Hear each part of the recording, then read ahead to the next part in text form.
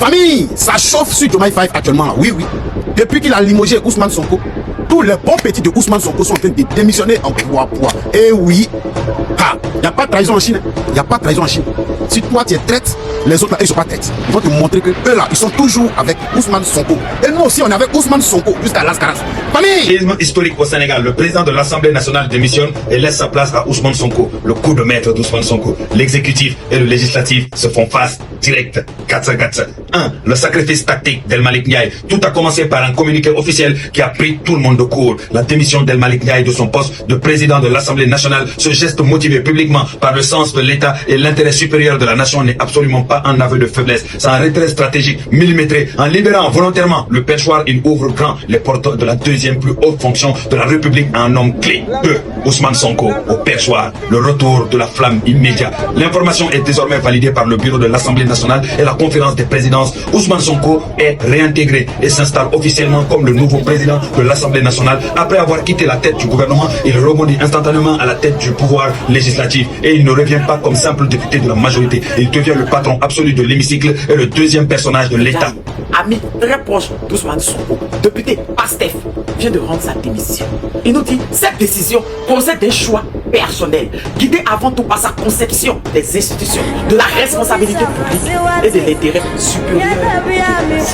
Je vous l'avais dit, Ousmane Sonko est un bon député. Il risque de prendre la présidence de l'Assemblée nationale. Et j'avais dit à Diomaye, la politique, c'est pas les émotions. Souvent, tu sais que c'est ton ennemi qui est là. Tu sais qu'il te déteste à mort. Mais tu es obligé de le garder auprès de toi pour l'avoir à l'œil. Mais comme Diomaye a voulu faire la politique avec les émotions, Ousmane Sonko, fait stratège, va nous montrer ce que c'est la politique. Les députés sont convoqués à l'Assemblée nationale le mardi prochain, le 26 mai à 9h, pour la réintégration du député Ousmane Sonko et l'élection du nouveau président de l'Assemblée nationale. Pour ceux qui ne savent pas, le PASTEF, le parti de Ousmane Sonko, est majoritaire à l'Assemblée. Le président de l'Assemblée nationale vient de démissionner. Bassirou Diomaye Faye veut faire face à une crise grave. Tout le Sénégal se retourne. Une guerre historique est sur le point de voir le jour au Sénégal. Ousmane Sonko, le leader du PASTEF, le parti qui a porté Bassirou Diomaye Faye au sommet du pouvoir sénégalais en avril 2024, vient d'être limogé, purement et simplement du jour au lendemain, sans que la rupture soit vraiment une surprise, mais sans que personne, au fond, soit vraiment prêt à y croire jusqu'au bout.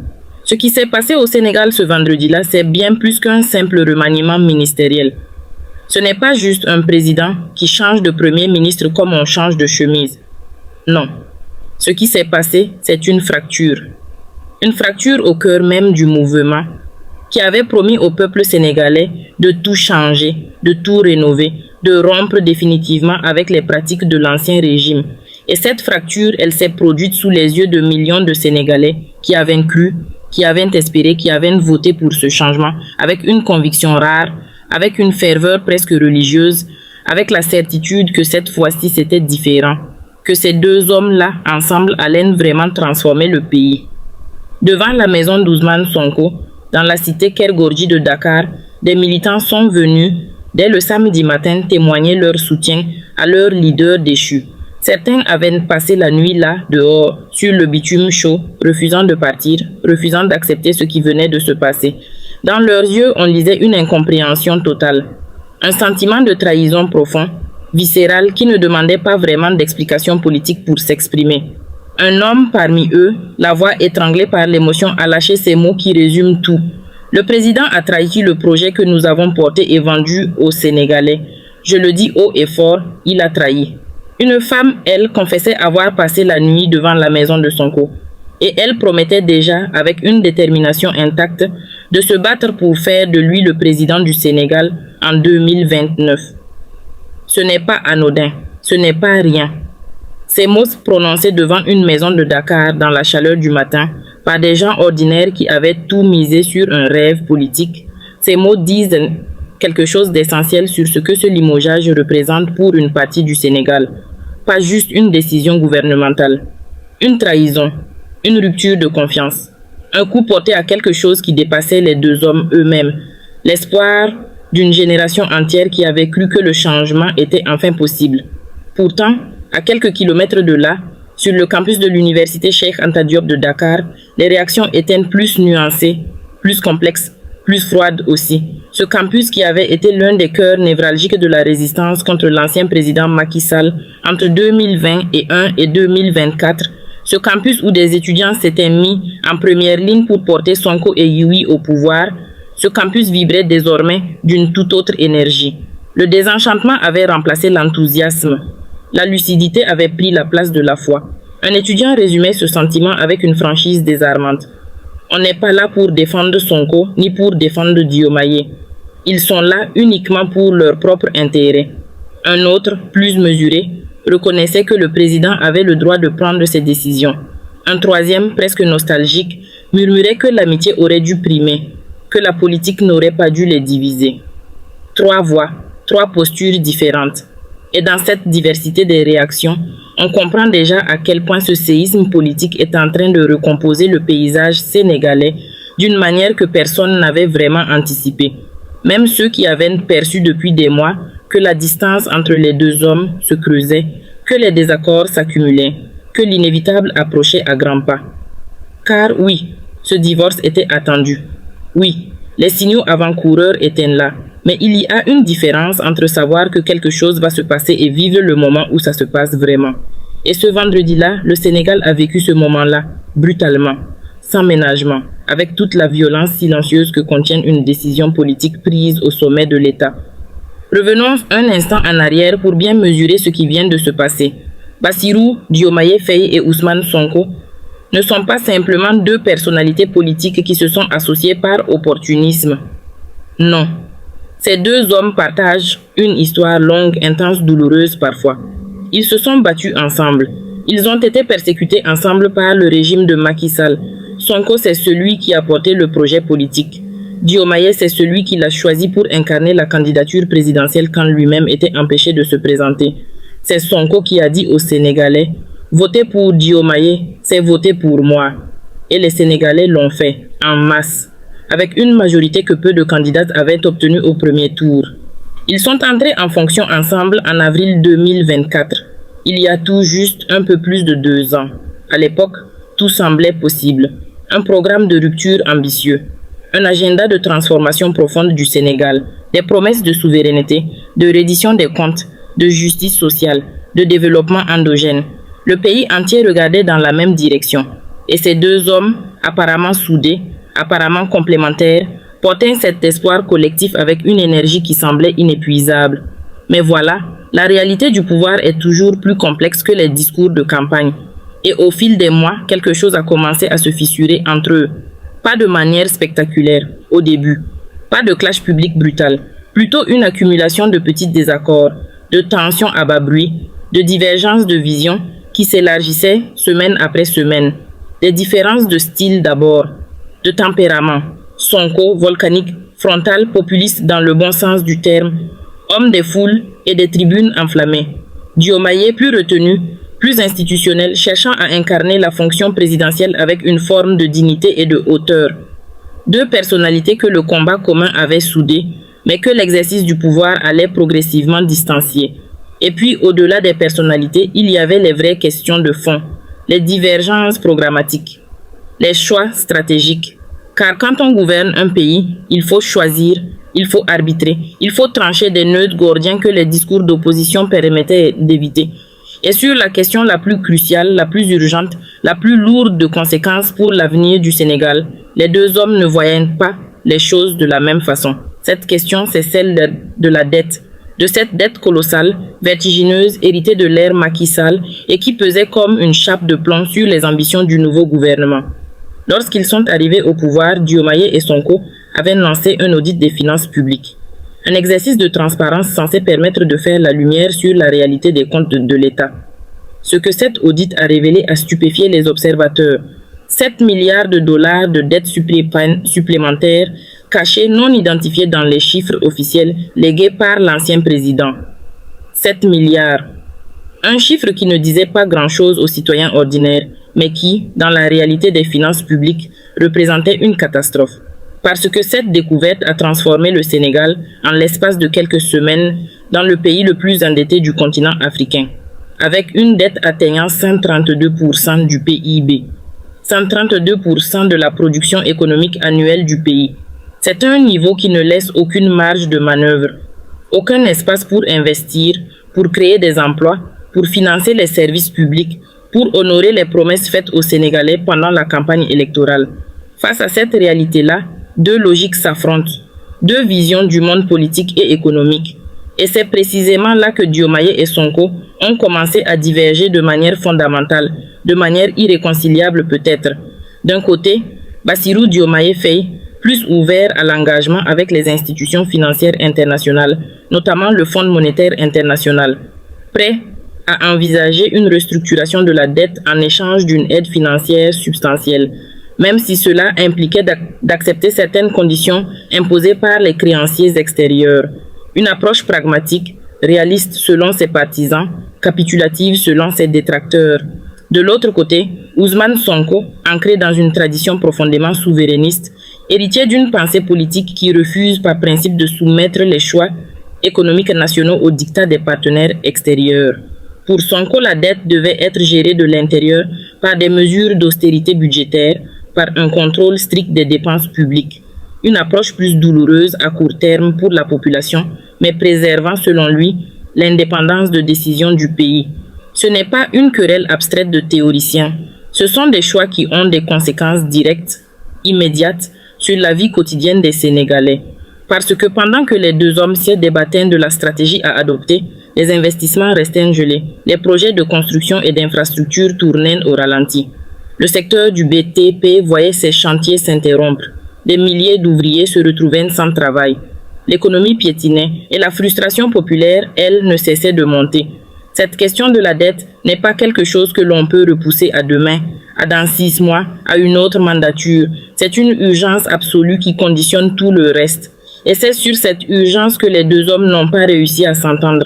C'est sur ce choix fondamental que leur alliance s'est brisée. Le président de l'Assemblée nationale vient de démissionner. Bassirou Diomaye Faye veut faire face à une crise grave. Tout le Sénégal se retourne. Une guerre historique est sur le point de voir le jour au Sénégal. Il y a des moments dans la vie d'un pays où l'histoire bascule en quelques heures à peine. Le Sénégal vient de vivre l'un de ces moments. Un vendredi que personne n'oubliera de sitôt. Un vendredi où un président a décidé de renvoyer son propre premier ministre. Son ami, son allié de toujours. Celui avec qui il avait tout partagé. Les combats, les meetings, les arrestations, les années de résistance, les nuits d'incertitude, les victoires et les défaites. Ousmane Sonko, le leader du PASTEF, le parti qui a porté Bassirou Diomaye Faye au sommet du pouvoir sénégalais en avril 2024, vient d'être limogé, purement et simplement, du jour au lendemain, sans que la rupture soit vraiment une surprise, mais sans que personne, au fond, soit vraiment prêt à y croire jusqu'au bout. Ce qui s'est passé au Sénégal ce vendredi-là, c'est bien plus qu'un simple remaniement ministériel. Ce n'est pas juste un président qui change de premier ministre comme on change de chemise. Non. Ce qui s'est passé, c'est une fracture. Une fracture au cœur même du mouvement qui avait promis au peuple sénégalais de tout changer, de tout rénover, de rompre définitivement avec les pratiques de l'ancien régime.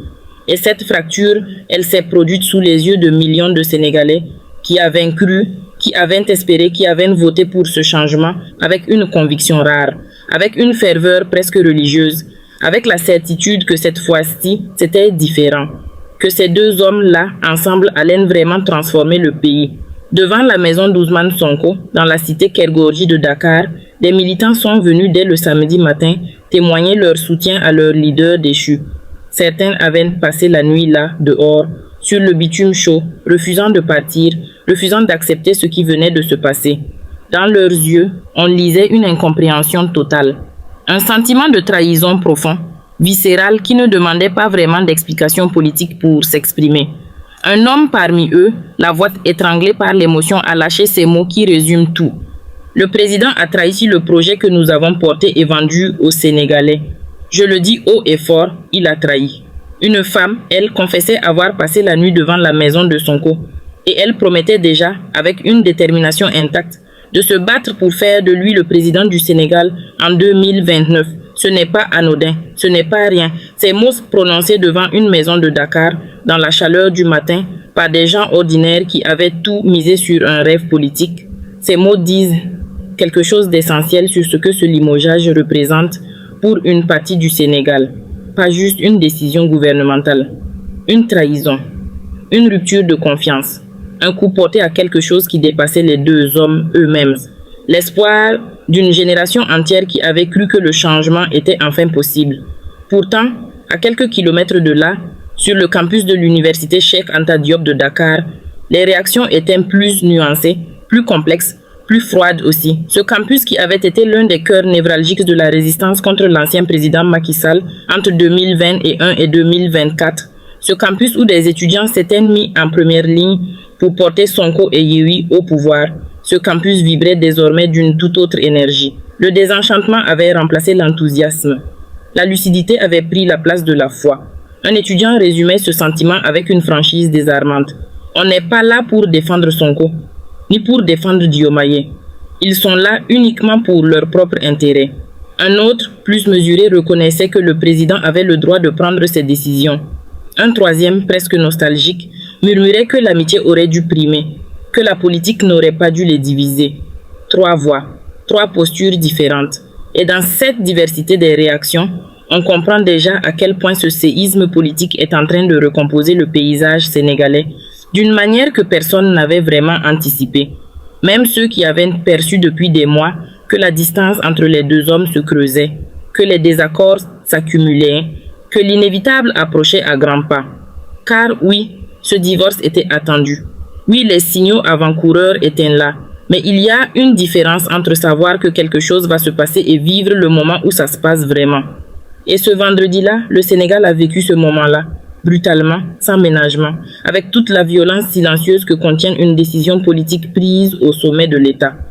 Revenons un instant en arrière pour bien mesurer ce qui vient de se passer. Bassirou Diomaye Faye et Ousmane Sonko ne sont pas simplement deux personnalités politiques qui se sont associées par opportunisme. Non. Ces deux hommes partagent une histoire longue, intense, douloureuse parfois. Ils se sont battus ensemble. Ils ont été persécutés ensemble par le régime de Macky Sall. Sonko, c'est celui qui a porté le projet politique.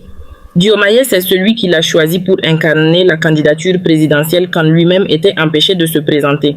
C'est Sonko qui a dit aux Sénégalais « Voter pour Diomaye, c'est voter pour moi ». Et les Sénégalais l'ont fait, en masse, avec une majorité que peu de candidats avaient obtenue au premier tour. Ils sont entrés en fonction ensemble en avril 2024, il y a tout juste un peu plus de 2 ans. À l'époque, tout semblait possible. Un programme de rupture ambitieux, un agenda de transformation profonde du Sénégal, des promesses de souveraineté, de reddition des comptes, de justice sociale, de développement endogène. Le pays entier regardait dans la même direction. Et ces deux hommes, apparemment soudés, apparemment complémentaires, portaient cet espoir collectif avec une énergie qui semblait inépuisable. Mais voilà, la réalité du pouvoir est toujours plus complexe que les discours de campagne. Et au fil des mois, quelque chose a commencé à se fissurer entre eux. Pas de manière spectaculaire au début, pas de clash public brutal, plutôt une accumulation de petits désaccords, de tensions à bas bruit, de divergences de vision qui s'élargissaient semaine après semaine. Des différences de style d'abord, de tempérament, Sonko volcanique, frontal populiste dans le bon sens du terme, homme des foules et des tribunes enflammées. Diomaye plus retenu, plus institutionnel, cherchant à incarner la fonction présidentielle avec une forme de dignité et de hauteur. Deux personnalités que le combat commun avait soudées, mais que l'exercice du pouvoir allait progressivement distancier. Et puis, au-delà des personnalités, il y avait les vraies questions de fond, les divergences programmatiques, les choix stratégiques. Car quand on gouverne un pays, il faut choisir, il faut arbitrer, il faut trancher des nœuds gordiens que les discours d'opposition permettaient d'éviter. Et sur la question la plus cruciale, la plus urgente, la plus lourde de conséquences pour l'avenir du Sénégal, les deux hommes ne voyaient pas les choses de la même façon. Cette question, c'est celle de la dette, de cette dette colossale, vertigineuse, héritée de l'ère Macky Sall et qui pesait comme une chape de plomb sur les ambitions du nouveau gouvernement. Lorsqu'ils sont arrivés au pouvoir, Diomaye et Sonko avaient lancé un audit des finances publiques. Un exercice de transparence censé permettre de faire la lumière sur la réalité des comptes de l'État. Ce que cet audit a révélé a stupéfié les observateurs. 7 milliards de dollars de dettes supplémentaires cachées, non identifiées dans les chiffres officiels légués par l'ancien président. 7 milliards, un chiffre qui ne disait pas grand-chose aux citoyens ordinaires, mais qui, dans la réalité des finances publiques, représentait une catastrophe. Parce que cette découverte a transformé le Sénégal, en l'espace de quelques semaines, dans le pays le plus endetté du continent africain, avec une dette atteignant 132% du PIB, 132% de la production économique annuelle du pays.